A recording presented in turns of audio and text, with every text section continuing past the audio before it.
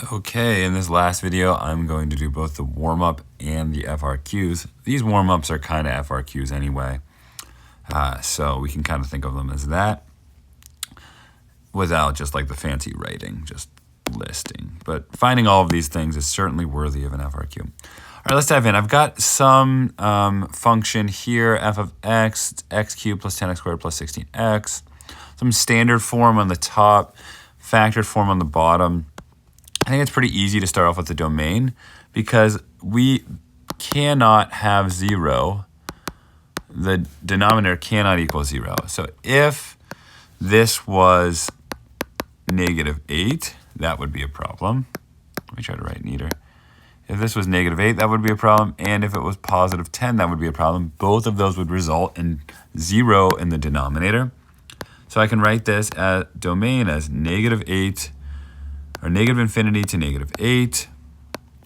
It can be from -8 to 10 and from 10 to infinity. All right, now that we have the domain, we're looking for zeros, holes, and vertical asymptotes. Remember, these 3 cannot occur at the same place. They all have to occur in different places. Let's factor this up here. I'm going to pull out an x so that we get x squared plus 10x plus 16 all over x plus 8, x minus 10. I'm going to factor this quadratic here, and this is going to result in x times x plus 8 times x plus 2 all over x plus 8 times x minus 10. So it's asking about the zeros first. I don't care which of these I do first. Maybe the holes are the easiest to do first, because here I have an x plus 8 in the denominator and the numerator. The factors are the same. So that means I'm going to have a hole at x equals -8. Remember, both of these right here, where the domain is undefined, must either be a hole or a vertical asymptote. So if x equals 10 is not a hole, then it must be a vertical asymptote, right? Because look, right here, it only exists in the denominator. So I'm going to have this hole, or vertical asymptote, at x equals 10. Lastly, my zeros. Those are things that only exist in the numerator. I have this x and this x plus 2. So my zeros are going to be x equals 0 and x equals -2. All right, slant asymptote or horizontal asymptote. I'm only going to have one of these. And, well, let's look at the degrees. The degree of the numerator is 3. The degree of the denominator is 2. So it's 1 larger. I'm going to have a slant asymptote here. So I don't have a horizontal asymptote. That's what that means. So we're going to need to do some polynomial long division. I have x to the third plus 10x squared plus 16x all divided by, well, I want this to be in standard form. I'm going to do that as, I'm just going to do it, x squared minus 2x minus 80. Okay, x squared times what gives me x to the third? That is x. I can put an x there. X squared times x is x to the third. -2 times x is -2x squared. And -80x. I'm going to subtract. These cancel. 10 minus -2 is 12x squared. 16x minus -80x is 96x. Okay, and now I'm asking myself, x squared times what makes 12x squared? Well, that's +12. That's +12. And soon as I get a constant here, I'm done. The slant asymptote here is y equals x plus 12. I do not care about the remainder for the slant asymptote. And there we have it. So I need that asymptote because these two guys, slant asymptote and horizontal asymptote, they determine my end behavior. So I want to discuss that using limit notation. Okay, Well, I can say this is, the end behavior looks like this because this slant asymptote is a positive linear function. So the limit as x approaches negative infinity, the f of x is equal to negative infinity. And the limit as x approaches positive infinity, the f of x is equal to positive infinity. All right, let's jump over to this one over here. I've got, looks like a quadratic over a quadratic here. I'm going to start with the domain. I'm going to set these factors equal to 0. So x cannot equal -2. X cannot equal 4. So what do we get here? Well, we can write the domain as negative infinity to -2, and -2 to positive 4, and 4 to positive infinity. All right, now I got my 0 holes and vertical asymptote. I'm going to need to convert both of these to factored form for that. This is looking like x plus 5 over times x plus 2. And it's looking like I got x plus 2 in the numerator and the denominator. So that's going to result in a hole at x equals -2. Remember, I have to use both of these guys. That means there should be a vertical asymptote at x equals 4. X minus 4 only occurs in the denominator. When I set that equal to 0, I get x equals 4. Zeros. This x plus 5 term only occurs in the numerator. So a 0 at x equals -5. I'm ready to look at my end behavior. Well, these are the same. I should have left this negative here. These are the same degree. So I'm just looking at my leading coefficients. Remember, horizontal asymptote of a over b, where a is the leading coefficient for the numerator and b is the leading coefficient for the denominator when we have the same degree. So I get 1 over -1. So that must mean there's a slant asymptote, a horizontal asymptote at y equals -1. If there's a horizontal asymptote, there is no slant asymptote. And now my end behavior.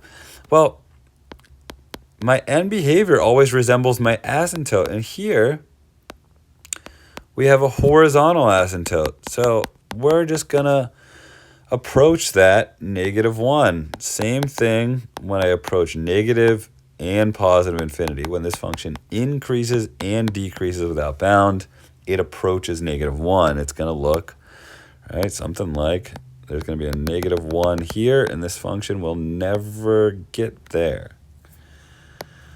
All right. So that's the warm-up. Let's fly down this packet all the way to the FRQs. 2 of these. First one with no calculator. The graph of the rational function g is shown above. Use the graph of g to answer the following questions. What is the equation for the vertical asymptote of g? I've got a vertical asymptote right here. That is at x equals 3. What is the equation for the horizontal asymptote? I got an equation right here. Oh, we do not have enough information to do this. I will have you guys label this as 1 on your papers when I assign it to you, and so that you'll know that this is y equals 1, or maybe I'll put the label in when I make copies. All right, so y equals 1. Use a limit notation to demonstrate the end behavior of g as x decreases and increases without bound. Well, if we have a horizontal asymptote, that's our end behavior. So we're approaching that 1. It's actually really similar to what we just did. The limit as x approaches negative infinity, g of x is equal to 1. And the limit as x approaches positive infinity, the g of x is also equal to 1. What is the value of g of x as x approaches 3 from the left? Again, I'm going to have to put these in there. Imagine that's already in there. I'm going to make that a 2. I'll put these on your copy so that you know. And so as we approach 3 3 from the left, we don't need that information. Okay, as we approach 3 from the left, so I'm starting on the left side, heading down, where am I headed towards? I'm headed towards negative infinity. So what is the value of g of x? So let me just use a limit notation again. As the limit of x approaches 3 from the left, the g of x is equal to negative infinity. Justify your answer. I think this limit definition is probably enough. You could also trace on the graph, make some notes here. There's a vertical asymptote.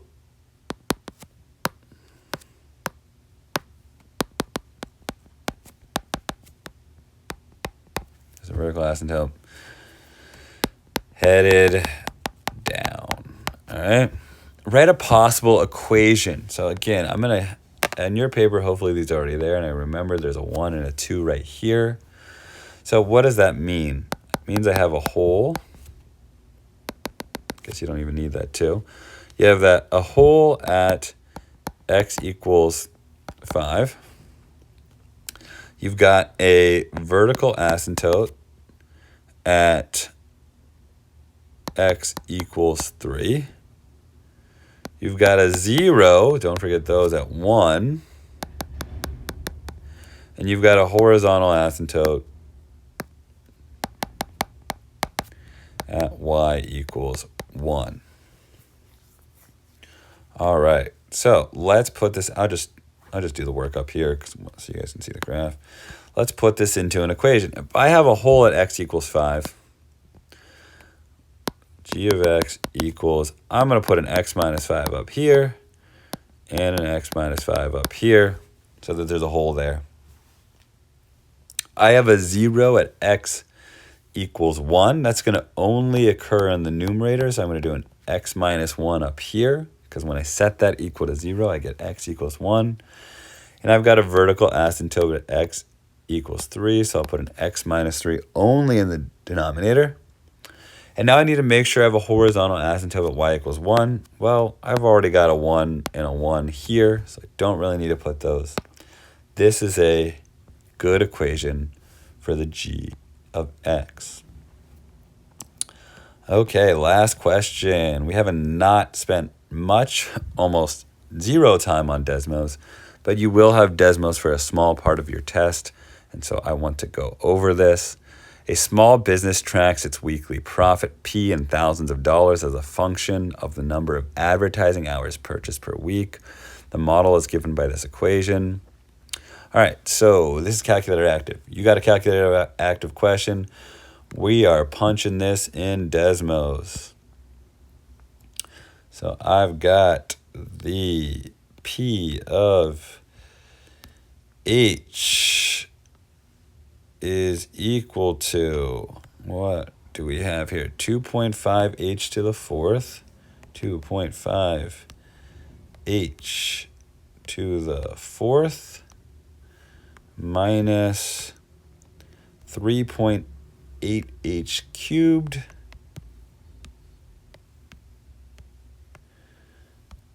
minus, what was it, 4.2 h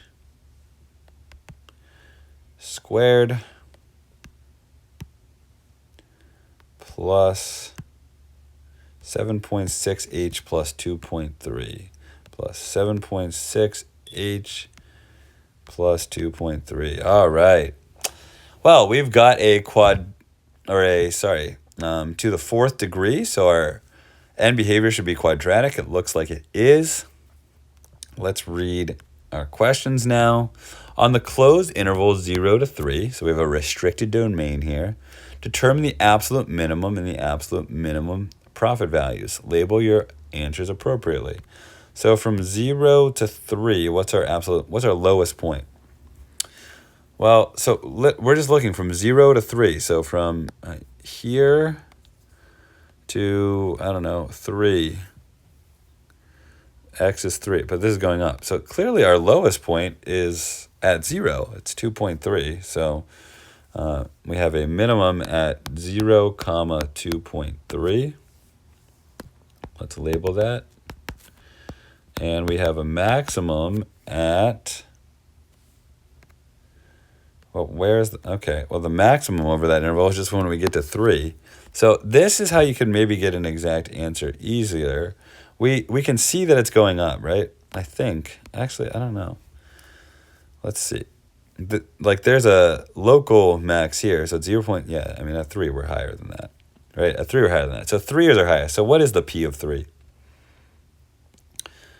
The P of 3 is 87.2. So we have a max at 3, 87.2. Now, it's not always going to be these end points. It's not always going to be these. That just happen to be our lowest and highest points for this function.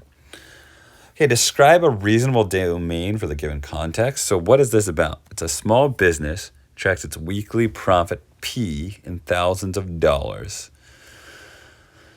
has a function of number of advertising hours purchased per week. Well, okay, let's think about this.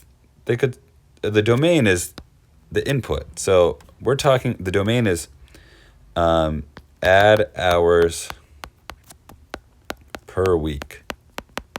And this is where you just got to use your math to apply to the real life. Well, you could certainly have 0 hours. Well, off to the side here, I kind of want to do some math. What is the most of hours you could possibly advertise in a week? Well, how many hours are in a week? Well, that's 7 times 24. What is that? 140 plus 28 is 168. So that seems like you could, I guess, theoretically, advertise for 168 hours per week. I might even make this a bracket because you could do a full 168. Justify your answer? Well, okay, let me leave some space for some justification. They could do no ads or ads every single hour. All right, find the zeros of the function with an unrestricted domain. Find all the zeros of the function with an unrestricted domain. So unrestricted domain means we're no longer caring about 0 to 3 or the reasonable domain that we made. So we were given a domain here. We came up with a reasonable domain, but it says, hey, find all the zeros with an unrestricted domain. So let's just look at this function as if it's a pure function about nothing. Okay, well, I've got a 0 at negative 1.262. So we got 0, comma, what was it? I'm sorry, it should be comma 0, right? Negative 1.262, comma 0. What else do we have? Well, we've got one other. It's at negative 2.73. And negative 2 point, what was it? Sorry. Negative 0.273. All right, there are our zeros. Now, these don't exist in our real domain because you can't have negative advertisements, but it's said with an unrestricted domain. Describe the end behavior of the function of x as increases and decreases outbound with an unrestricted domain. So again, well, we have a to the 4th degree opening up, so our end behavior is like an opens up quadratic. So that means the limit as x approaches negative infinity. The P, I mean, we could really do H. The P of H equals positive infinity, and it's going to be the same thing on the other end. As x approaches positive, not x. H is our input. I mean, I'm not going to take it off if you put an x, but H is the input here, approaches positive infinity. All right, big important question right here. We haven't talked about this in a while. How many non-real zeros are in the function? Justify your answer. Well, this is to the 4th degree, and that means if 4th degree equals 4 zeros. And there are how many real zeros here? How many times do we hit the x-axis? Well, we only hit it twice. So there's 2 real zeros. So how many non-real zeros are there? Well, there's 2. All right, that's just basic math. If there are 4 total zeros, 2 of them are real, 4 of them must not be real. And that is all of the Unit 1 study guide. Good luck on your exam tomorrow.